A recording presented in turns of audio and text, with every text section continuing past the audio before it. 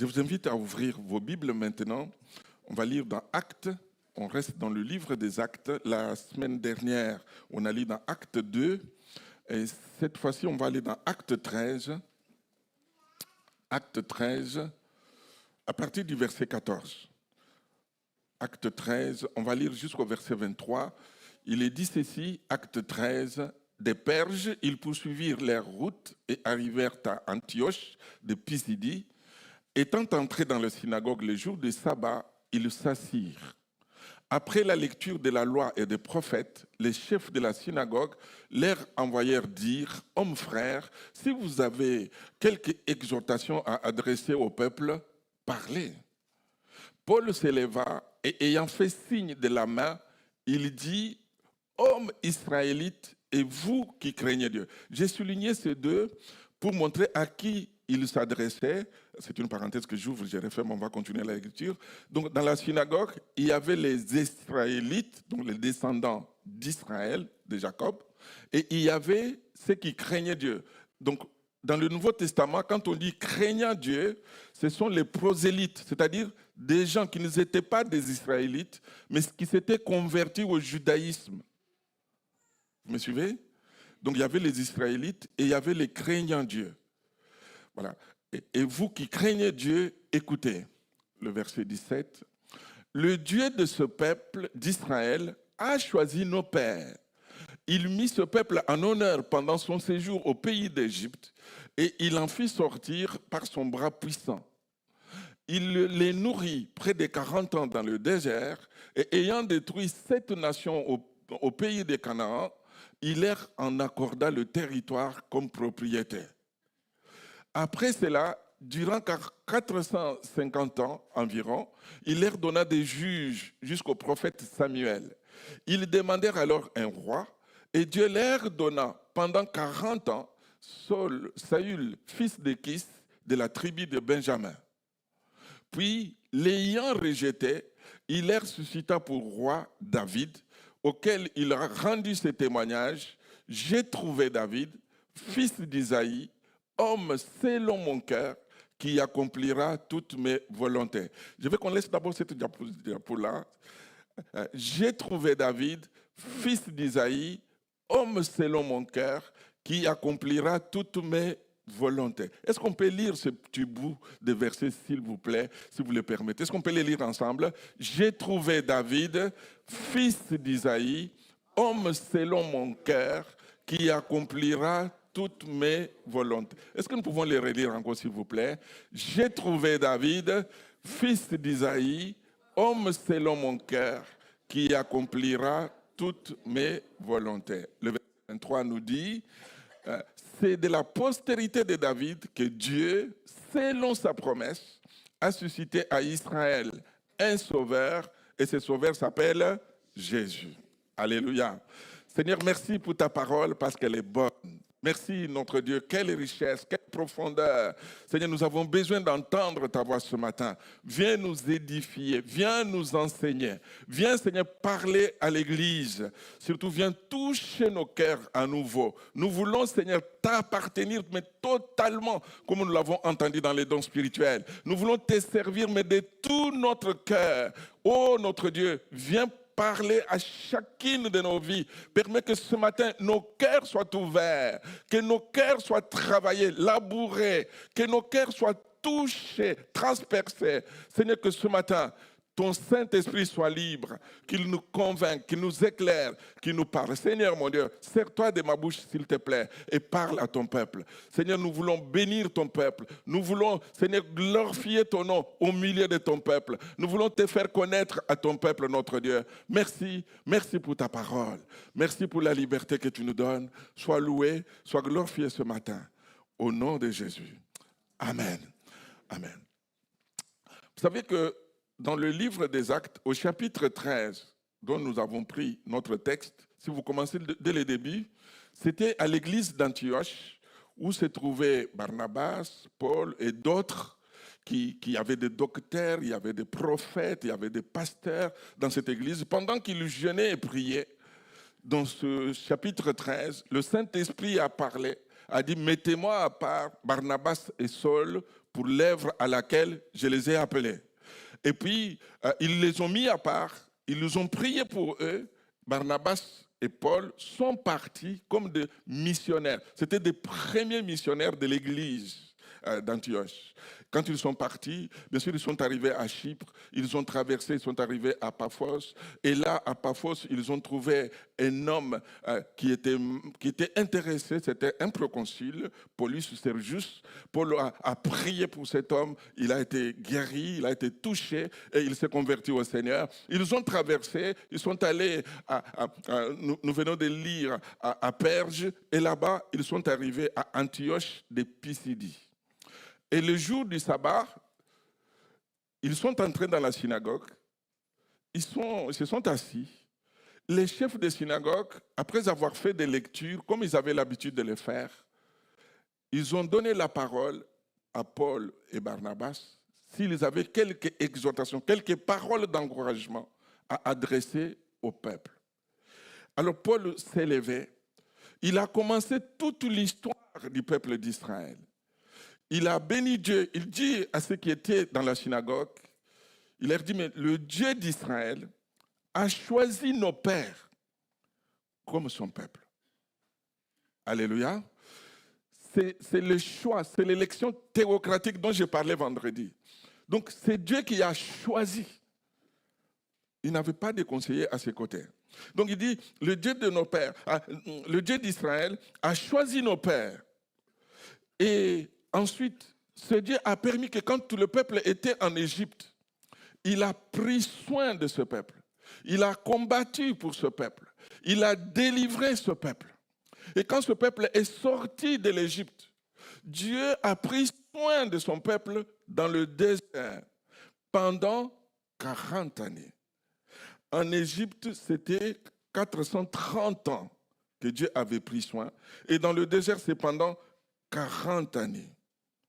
Et puis, si vous lisez le texte avant, il dit, mais il a détruit cette nation puissante dans les territoires, dans le pays des Canaan, et il a donné ces territoires à son peuple d'Israël.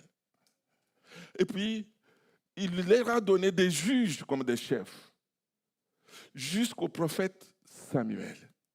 Et après Samuel, tout le peuple a vu que Samuel avançait en âge, ses enfants, ce n'était pas comme Samuel. Ils ont dit, le peuple a dit à Samuel, maintenant nous voulons avoir un roi. Et Dieu leur avait donné Saül comme roi en Israël. Pendant 40 ans, Saül, fils de Kish, de la tribu de Benjamin. Mais au verset 22, il nous est dit que Saül a désobéi. Saül n'a pas marché avec son Dieu comme Dieu lui demandait de faire. Alors qu'est-ce que Dieu a fait? Dieu l'a rejeté. Au verset 22 que nous venons de lire, au verset 22, il nous est dit, puis l'ayant rejeté, donc rejeté Saül, il leur suscita pour roi David, auquel Dieu a rendu ce témoignage. J'ai trouvé David, fils d'Isaïe, homme selon mon cœur, qui accomplira toutes mes volontés. Alléluia. C'est ce verset 22 qui m'a arrêté. C'est ce témoignage de Dieu à l'égard de David qui m'a arrêté, et c'est sur ce témoignage que je voulais partager avec vous. J'ai intitulé ma méditation ce matin « Être un homme selon le cœur de Dieu ». Être un homme ou une femme. Bien sûr, quand on dit homme, la femme est dedans.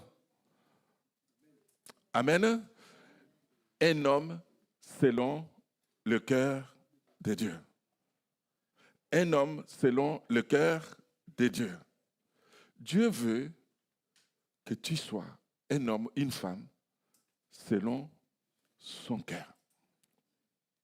Amen. Dieu veut, mes amis, que nous soyons des hommes, des femmes selon le cœur de Dieu. J'ai hésité quand j'ai cherché, j'ai dit, mais je l'appelle comment mon message? J'ai hésité, je voulais l'appeler un cœur selon le cœur de Dieu. J'ai dit, mais ça fait un peu la répétition. Est-ce que c'est sérieux? Mais c'est comme ça que j'avais compris, en fait. Avoir un cœur selon le cœur de Dieu. Être un homme selon le cœur de Dieu. Amen. La première chose que j'ai relevée, vous allez dire, mais vous revenez sur la même chose que vous nous avez dit dimanche dernier, mais je crois que c'était important. La première chose, vous voyez-vous, la diapo suivante, nous revenons sur le cœur. Je crois de tout mon cœur que l'expérience chrétienne, la vie chrétienne, la vie de la foi, c'est d'abord l'affaire du cœur. Vous êtes avec moi, l'Église? L'expérience chrétienne commence par le cœur. Vous vous rappelez le dimanche dernier, acte 2, verset 37, après avoir entendu ce discours, ils eurent le cœur vivement touché. Ça commence toujours par le cœur. Et puis, quand le cœur est vivement touché, acte 8, verset 37 nous dit, si tu crois de tout ton cœur. On est touché et puis on croit avec notre cœur. Romains 10, 10 nous dit, c'est en croyant du cœur qu'on parvient à la justice. Donc on croit avec notre cœur. Deutéronome 6, verset 6 nous dit, ces commandements que je te donne aujourd'hui seront dans ton cœur. Donc on croit, la parole de Dieu vit dans notre cœur, on la sert dans notre cœur. Le premier commandement, c'est que tu aimeras le Seigneur ton Dieu de tout ton cœur. Non pas un cœur partagé, mais de tout notre cœur. Donc notre cœur dans son entièreté. Et Romains 6, verset 17 nous dit, mais vous avez obéi de cœur. Notre obéissance n'est pas une formalité, n'est pas des choses tout simplement qu'on fait de l'extérieur pour que les gens nous voient, mais notre obéissance, ça doit être une obéissance du cœur. Tout est basé là-bas. C'est pour ça que la Bible dit, Proverbe 4, verset 23, qu'on connaît, garde ton cœur, plus que toute autre chose, car c'est de lui que viennent les sources de la vie. Garde ton cœur. Donc nous devons veiller sur notre cœur. Là, je n'ai cité que 7 versets, mais il y en a beaucoup d'autres, mes frères et sœurs, qui montrent que la vie chrétienne et notre service doivent être d'abord une affaire de cœur. Nous ne servons pas Dieu par devoir, quoique nous ayons des devoirs envers le Seigneur. Nous ne servons pas Dieu non plus par intérêt, mais nous servons Dieu tout simplement parce que nous l'aimons. Et nous aimons aussi notre prochain. Amen. Nous servons Dieu parce que nous l'aimons. Est-ce que vous aimez Dieu? Nous servons Dieu parce que nous l'aimons. Et nous l'aimons parce qu'il nous a aimés le premier. Nous servons Dieu par son amour. Alors que ce matin, nos cœurs puissent aimer encore plus le Seigneur. Que nos cœurs soient purifiés. J'ai entendu une prière où il disait que le Seigneur purifie nos cœurs. Que nos cœurs soient purifiés, que nos cœurs soient bien disposés, que nos cœurs soient bien dirigés vers l'amour, que nos cœurs soient remplis encore plus de l'amour à l'égard de notre Dieu. Que nous puissions l'aimer, mais l'aimer encore plus. L'aimer encore plus. Alléluia. Donc ça, c'est mon premier point. Donc l'expérience chrétienne, la vie chrétienne, la vie de la foi, c'est d'abord l'affaire du cœur. Est-ce que tu peux dire à ton voisin, dis-lui, l'expérience chrétienne, c'est l'affaire du cœur. Dis-lui un peu. C'est le cœur. Que Dieu touche nos cœurs, que Dieu touche nos cœurs. La deuxième chose, je n'ai pas mis beaucoup de textes pour ne pas surcharger les diapos, mais j'ai mis juste les titres. Vous pouvez noter les textes bibliques et puis vous les relirez à la maison. La deuxième chose que j'ai relevée dans ce texte, c'est que c'est la recherche de Dieu. Dieu dit, dans son témoignage à l'égard de David, il dit, j'ai trouvé David, fils d'Isaïe, homme selon mon cœur, qui accomplira toutes mes volontés. J'ai trouvé David. Pour que Dieu trouve David, c'est que Dieu a cherché quelqu'un. Vous êtes d'accord? Quand on dit j'ai trouvé, c'est qu'on était en train de chercher. Donc, pour trouver, Dieu a cherché. Avant de trouver, Dieu a donc cherché. Dieu a donc commencé à observer les jeunes gens en Israël. Il cherchait. Il regardait à droite, il regardait à gauche. Dieu cherchait un homme, Dieu cherchait une femme, Dieu cherchait un jeune garçon, une jeune fille qui accomplira toutes ses volontés. Et en Israël, quand Dieu cherchait, il regardait peut-être à sa gauche, il dit, mais je vois celui-là, mais celui-là ne pourra pas faire l'affaire. Celui-là, il est craintif. Il regarde celui-là, celui-là, il se fatigue trop. À peine il s'est réveillé, il est déjà fatigué. Il ne pourra pas aller plus loin. Et il regarde en Israël, il dit, mais je vois celui-là, mais celui-là, il dort trop. Celui-là, il ne pourra pas faire l'affaire. Il regarde, il dit, mais celui-là n'est pas sérieux. Il décide des choses, il est trop léger. Quand il décide des choses, il revient dessus. Celui-là ne peut pas aller. Celui-là, il est égoïste. L'autre, il est très influençable. Il ne peut pas tenir. Dieu a tourné, il a jeté son regard partout en Israël. Et au moment où il fixe son regard sur David, Dieu dit, waouh, j'ai trouvé. Alléluia.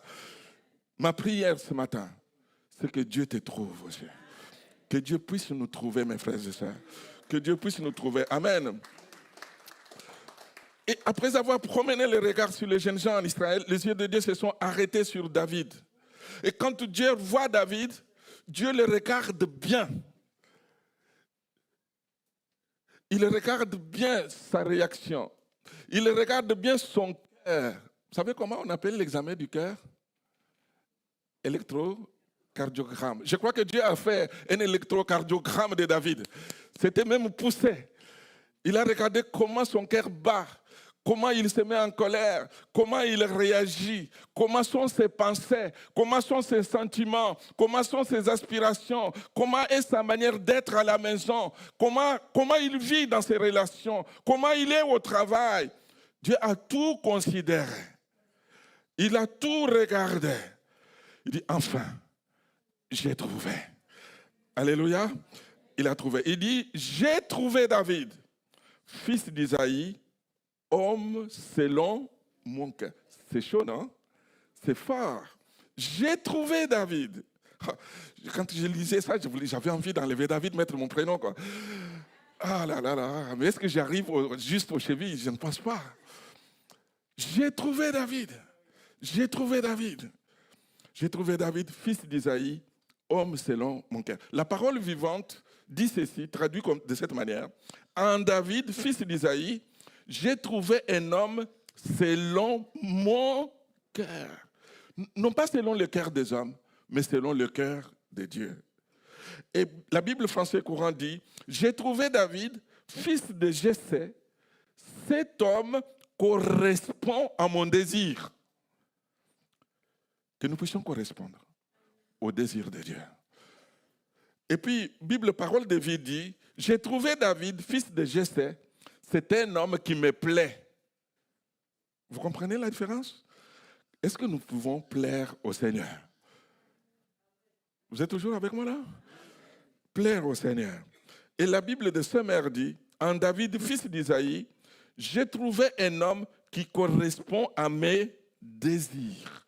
Et dès que Dieu a trouvé David, il a dit à Samuel, Samuel, remplis ta corne d'huile et va, je t'enverrai chez Isaïe, Bethlémite, car j'ai vu parmi ses fils celui que je désire pour roi.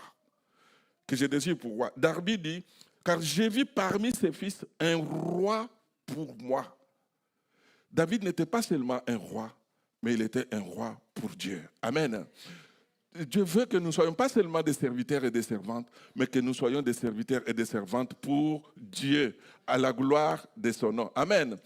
J'ai trouvé David, fils d'Isaïe, homme selon mon cœur, qui accomplira toutes mes volontés.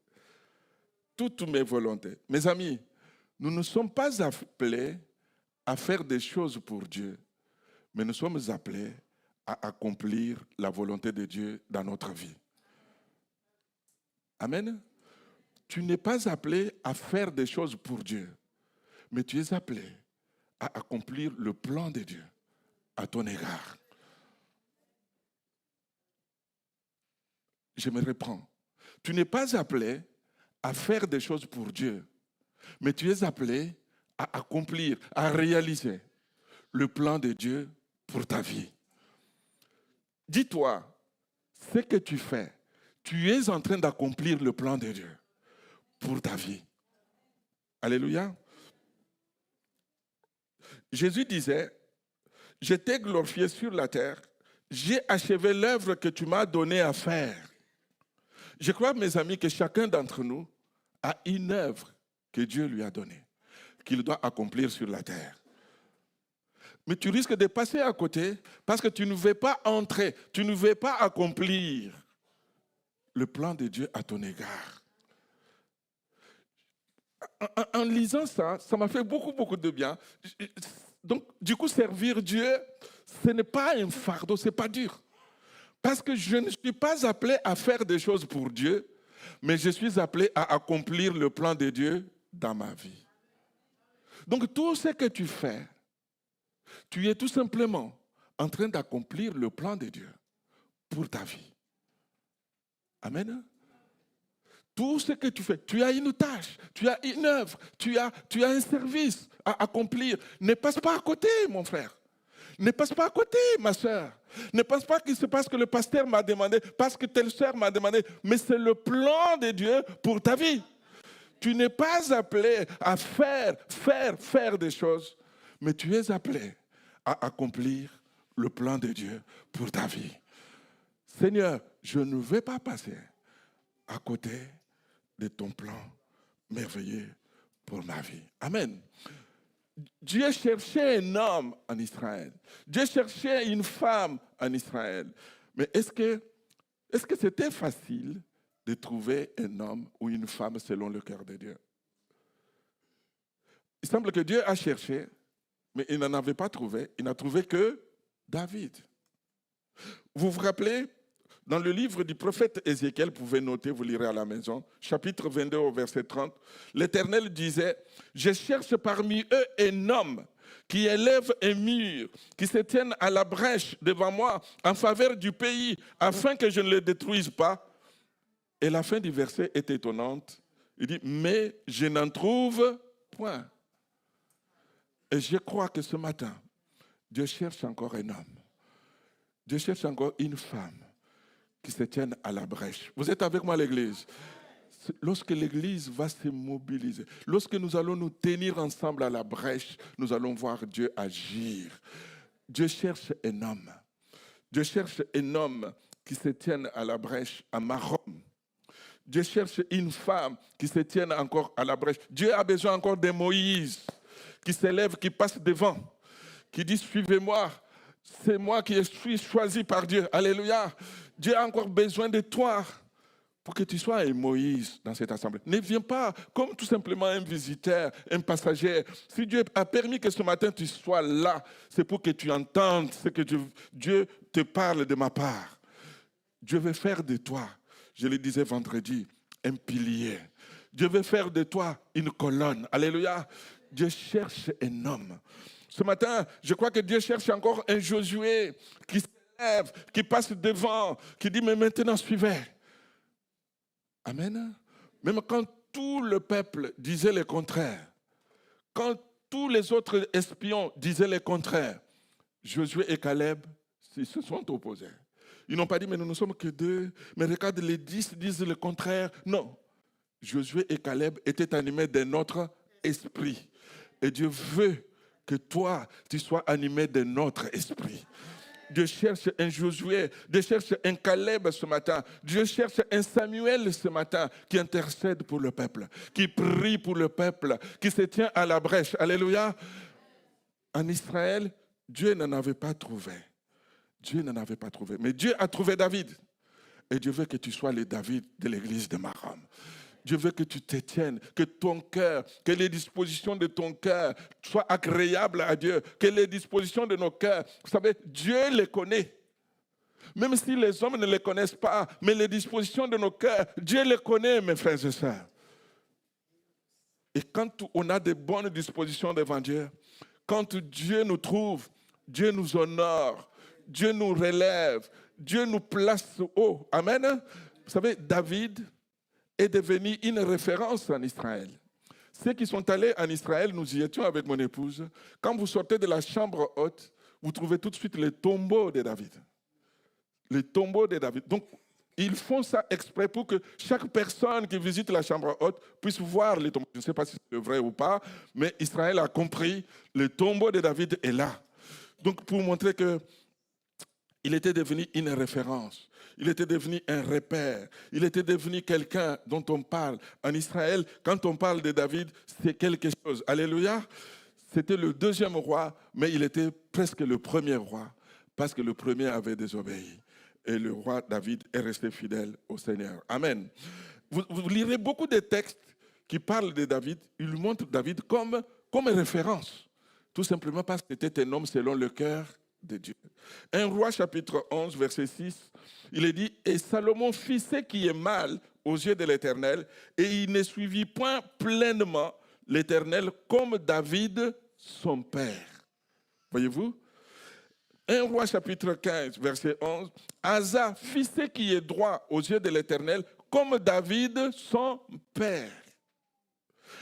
2 Rois chapitre 18, verset 3. Ézéchias fit ce qui est droit aux yeux de l'Éternel, entièrement comme avait fait David, son père. Voyez-vous, David, comme c'était un homme selon le cœur de Dieu, il est devenu une référence.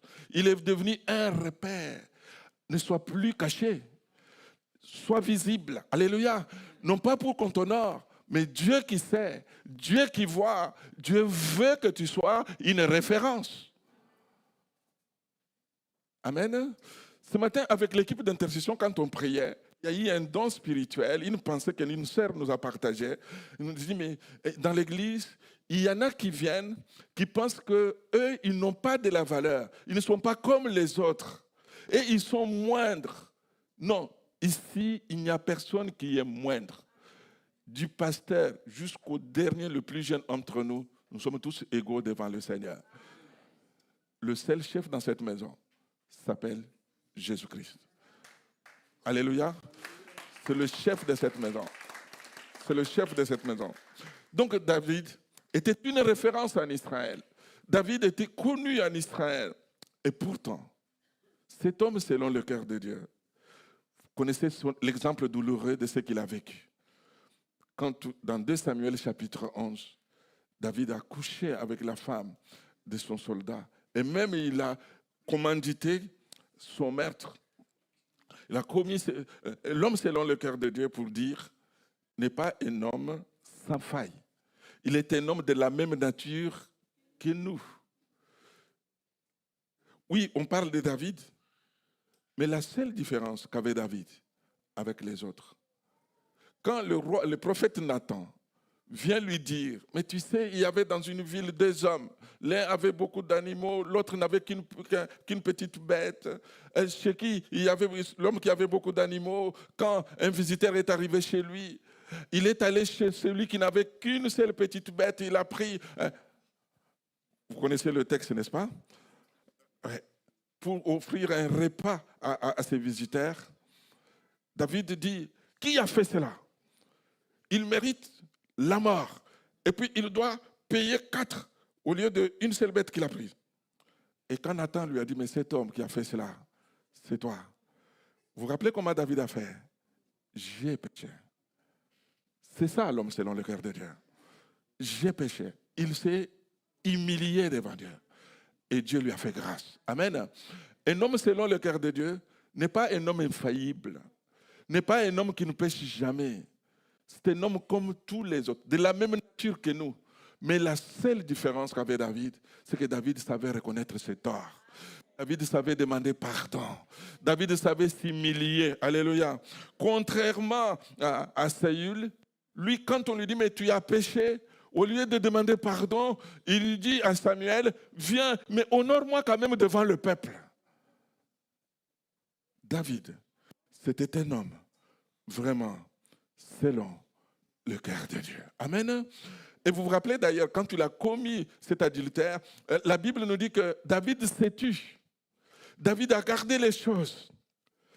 Et dans le psaume 32, quand nous lisons, il dit, mais aussi longtemps que je me suis tu, les eaux se consumaient au-dedans de moi. Donc il était mal. Comme quoi, mes frères et sœurs, on peut être un homme selon le cœur de Dieu et ne pas avoir tout le temps, mais tout le temps, des bonnes dispositions de cœur.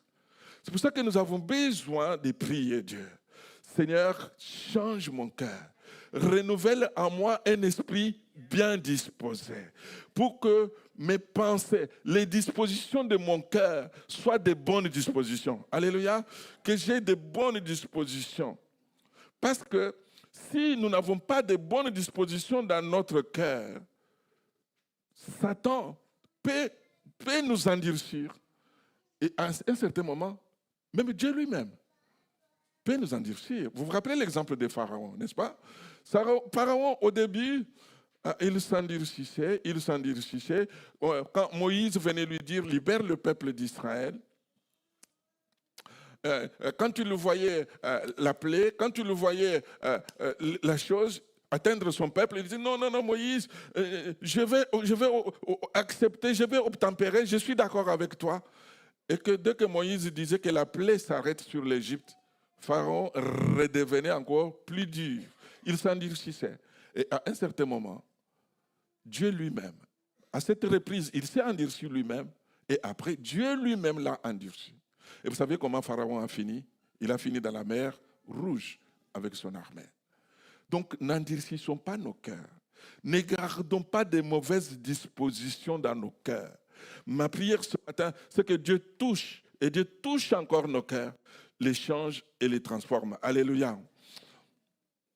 Donc, Dieu cherche un homme, une femme, qui n'endurcit pas son cœur, mais Dieu cherche un homme, une femme, qui a le cœur comme celui de David. Quand on lit dans 1 Roi chapitre 15 au verset 5, car David avait fait ce qui est droit aux yeux de l'Éternel, il ne s'était détourné d'aucun des commandements pendant toute sa vie, et excepté dans l'affaire d'Uri le Héthien. David, je disais que ce n'était pas un homme infaillible, il était comme vous et moi, mais il a commis ce qu'il a commis, il a fait ce qu'il a fait. Donc David était comme un excellent élève qui a tout le temps 10 sur 10. Et un jour, on prend sa copie, il a 0 sur 10. Moi, j'étais prof, il y a des profs au milieu de nous. On connaît notre classe, on connaît les élèves qui sont intelligents, donc qui ont tout le temps 10 sur 10, 9 sur 10, 8 sur 10. Mais quand on prend la copie, un jour on corrige, hop, 0. Mais qu'est-ce qui lui est arrivé? On a envie de l'appeler pour dire, mais qu'est-ce qui t'est arrivé aujourd'hui? Comment tu as 0? C'est ce qui est arrivé à David. C'était un excellent disciple, un bon croyant qui avait de bonnes dispositions de cœur, mais un jour, David a commis l'erreur. Il a commis cette bêtise, mais je crois qu'en moyenne générale, vous savez, un élève qui a eu 0 sur 10, mais qui avait 10, 10, 10 dans tous les autres cours, quand vous faites la moyenne générale, il avait 9,5 sur 10. Donc il est resté dans la moyenne, il était toujours le meilleur. Alléluia. Et le troisième point, non seulement Dieu cherche encore ce matin, mais ayant de bonnes dispositions de cœur. Alléluia. Ayons de bonnes dispositions de cœur, mes frères et sœurs. Vous savez, les bonnes dispositions de cœur sont indispensables, non seulement envers celles qui nous veulent du mal, mais à plus forte raison envers notre prochain et a fortiori dans le service du Maître. Avoir de bonnes dispositions du cœur. On ne peut pas servir Dieu. On ne peut pas vivre la vie de la foi quand on n'entretient que des choses négatives. Quand on n'entretient que des dispositions négatives. Ma prière, c'est que Dieu nous nourrisse des choses positives. Que Dieu nous nourrisse de bonnes dispositions de cœur. Que nos cœurs soient changés, transformés pour la gloire de son nom. J'avais pris beaucoup d'exemples à propos. Vous notez, vous lirez à la maison.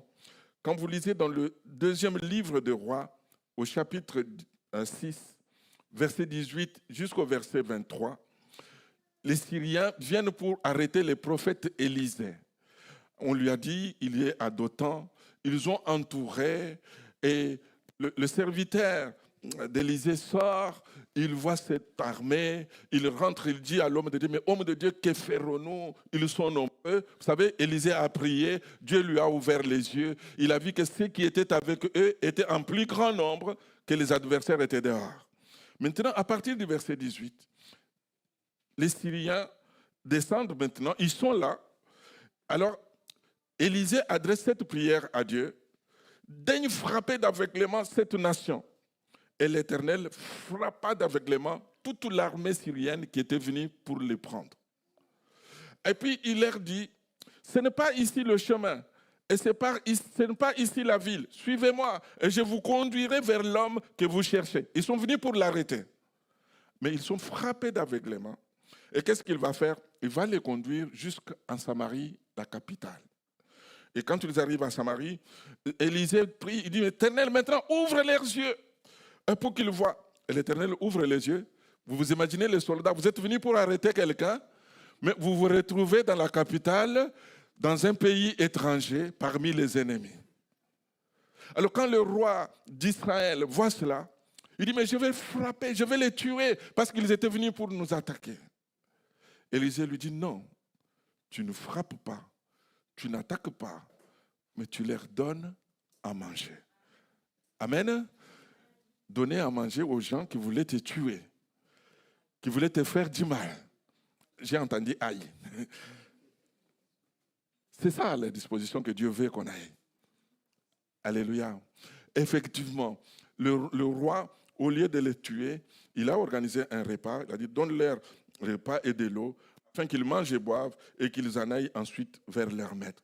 Le roi d'Israël leur fit servir un grand repas et ils mangèrent et burent. Puis il les renvoya et ils s'en allèrent vers leur maître. Et les troupes des Syriens ne revinrent plus sur le territoire d'Israël parce qu'ils ont été bien accueillis. Mais c'est parce que Élisée avait de bonnes dispositions dans son cœur. Amen.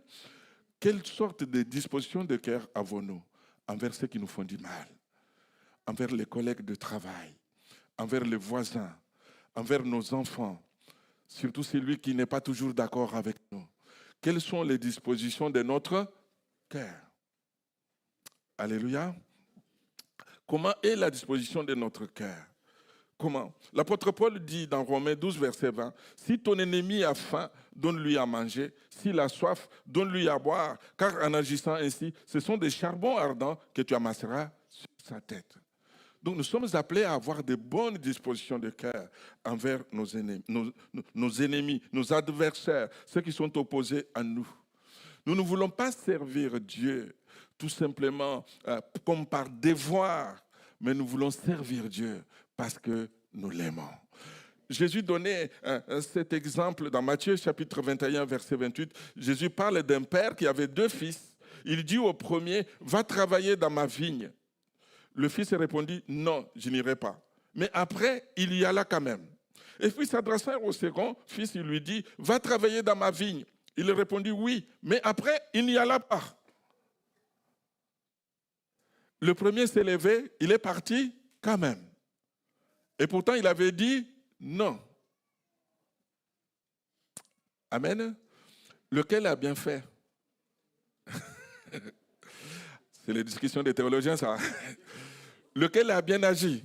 C'est lui qui a dit non, qui n'est pas parti, ou c'est lui qui a dit non, qui est parti, ou c'est lui qui a dit oui et qui n'est pas parti? Lequel a bien fait? C'est lui qui a dit non, qui est parti. Nous sommes d'accord. Mais dites-moi, est-ce qu'il est parti vraiment avec son cœur? Non. Il est parti par devoir. Il a dit, mais si je ne vais pas ce soir, il va commencer à me sermonner, il va commencer à me parler. Ce soir, bon, j'y vais quand même. Je ne sais même pas si en y allant, il a vraiment travaillé. Je pense qu'au lieu de planter le maïs, il a plus piétiné le maïs que le planter. Mais il était quand même dans le champ. Vous savez, il y a certaines choses, quelqu'un les fait, mais tu le regardes comme ça, mais il voulait le faire ou pas? Mais il est en train de le faire, mais on dirait que tu entends les assiettes à la cuisine là, on dirait que tous les verres ne vont pas continuer à exister. Les faire, ça tombe par terre, ça se casse. Il dit, waouh, tu voulais le faire ou pas? Amen. Tout ce que nous faisons, que nous puissions le faire par amour. Et nous voulons le faire pour la gloire de Dieu. Alléluia. La Bible nous dit, servez l'Éternel avec joie. Et la Bible ajoute encore, tout ce que vous faites, faites-le de bon cœur, comme pour le Seigneur, non pas comme pour les hommes. Je me rappelle d'un prophète dans la Bible, il s'appelle Jonas. Je vous ai déjà dit que c'est parmi mes livres préférés. Je ne peux pas passer un mois sans passer par là. Je lis, je passe toujours par Jonas. Je dis, mais comment tu as fait Jonas? Je ne le juge pas, je ne le condamne pas. Mais Jonas, au lieu de se réjouir, d'abord, il n'est pas d'accord d'aller à Ninive. Vous connaissez, n'est-ce pas? Il ne veut pas y aller. Pourquoi il ne veut pas y aller? Il connaît son Dieu. Il dit, mais je vais aller là-bas. Dieu, je te connais. Je sais comment tu vas agir. Je vais arriver, je vais prêcher. Ces gens vont se convertir parce que tu veux les sauver. Mais à Ninive, il y avait 120 000 personnes. Et effectivement, Jonas est arrivé. Il prêche. La Bible nous dit que depuis le roi jusqu'à la bête, tout le monde jeûne, tout le monde prie. Dieu touche, les âmes sont converties. Alléluia. Et le prophète Jonas, au lieu de se dire, waouh, chouette, les âmes sont touchées, il va s'asseoir en dehors de la ville. Il est triste. Je savais avant de venir que tu allais faire cela. Alléluia. Servons Dieu avec joie. Servons Dieu, mes amis, avec joie. Amen. Que cette nouvelle rentrée, que chacun se dise, je suis là pour accomplir la volonté de Dieu. Je ne suis pas là pour faire des choses pour Dieu, mais je suis là pour accomplir le plan de Dieu pour ma vie. Amen. Tout ce que tu fais, tu n'accomplis des choses pour personne. D'ailleurs, tu sais, j'aime bien, je ne suis pas ouvrier pour Dieu, mais je suis ouvrier avec Dieu. Nous ne travaillons pas seuls, nous travaillons avec Dieu, mes amis. Même lorsque nous venons dans l'assemblée, que les dispositions de nos cœurs soient bonnes, qu'à l'écoute de la louange, pendant que les uns prient, pendant que les autres peut-être lèvent la main, pendant que les autres sont transportés. Merci l'équipe de louange. Et peut-être que pour toi, non. Tu es dans des dispositions qui ne sont pas bonnes. Tu as toujours des choses à redire. Avant même que le culte ne commence, toi, tu as déjà des choses à redire sur la prédication que tu n'as pas encore écoutée, sur la louange qui n'a pas encore commencé, sur la prière qui n'est pas encore faite, sur le ménage qui n'a pas été bien fait, sur l'équipe de sonos qui n'a pas fait ceci, qui n'ont pas encore commencé. Vous savez, quand on a des mauvaises dispositions de cœur, on voit tout mal. Tout est mauvais. Ce matin, du plus aîné au plus jeune, que Dieu travaille nos cœurs. Amen. Je lisais, j'avais pris beaucoup d'exemples. À Philippiens 4, verset 2, il y avait 2 sœurs dans l'église. S'appelaient Évodie et Syntyche. Je ne sais pas comment étaient les dispositions de cœur de ces 2 sœurs. Sauf que c'était les 2 sœurs de l'église de Marom. Oh non, qu'est-ce que je me dis? Non, de l'église de Philippe. Ces 2 sœurs n'avaient pas de bonnes dispositions de cœur entre elles. Sauf qu'au moment de la Sainte Seine, elles prenaient toutes les 2 la même Sainte Seine. Au moment d'offrande, elles donnaient toutes les 2 l'offrande. Au moment d'écouter la prédication, toutes les 2 écoutaient la prédication. Sauf qu'entre elles, ça ne se passait pas bien. Est-ce que c'est possible? Est-ce que c'est possible ce matin, dans la maison de Dieu, qu'on soit assis dans la même église, dans la même salle, partager le même pain, boire la même coupe, écouter le même message, servir le même Dieu, sauf qu'entre 2 sœurs, 2 frères, ça ne se passe pas bien. Je voudrais que ce matin, ne bloque pas ta prière, tu t'es fait du mal. Peut-être que tu as prié, tu ne vois pas l'exaucement parce que tu n'as pas de bonnes dispositions de cœur. Ce matin, je t'en supplie, va vers la sœur. Allez, en plus, vous savez, il suffit de s'expliquer seulement. Tu vas voir que ce n'est pas ce que tu pensais que l'autre avait dans sa tête. Des fois, on s'est embrouillé pour rien. Il n'y avait même pas grand-chose. Mes amis, ne passons pas à côté de la bénédiction de Dieu. Ne gardons pas de mauvaises dispositions de cœur envers un frère, envers une sœur. Nous sommes la famille de Dieu. Nous sommes le peuple de Dieu. Nous sommes appelés, mes amis, à nous aimer. Nous sommes appelés, quand je te regarde, je te regarde avec un regard pur, avec un regard vrai, avec un regard sincère. Je ne te regarde pas. Et puis quand je tourne le dos, je dis, mais t'as vu? Non. Non, mes amis. Mais parce que Dieu, la semaine dernière, mon épouse disait, les hommes regardent à l'apparence, mais Dieu regarde au cœur. C'est l'affaire du cœur, mes amis. C'est l'affaire du cœur. J'ai trouvé David, fils d'Isaïe, l'homme selon mon cœur, qui accomplira toutes mes volontés. Tout ce que tu fais, tu es tout simplement en train d'accomplir la volonté de Dieu. Tout ce que tu fais, tu es tout simplement en train d'accomplir le plan de Dieu pour ta vie. Tu ne fais pas des choses pour Dieu, mais tu accomplis le plan de Dieu pour ta vie. Je voudrais que ce matin tu pries. S'il y avait encore de mauvaises dispositions, s'il y avait encore des choses, dépose-les au pied du trône de la grâce. Dieu est capable de les changer.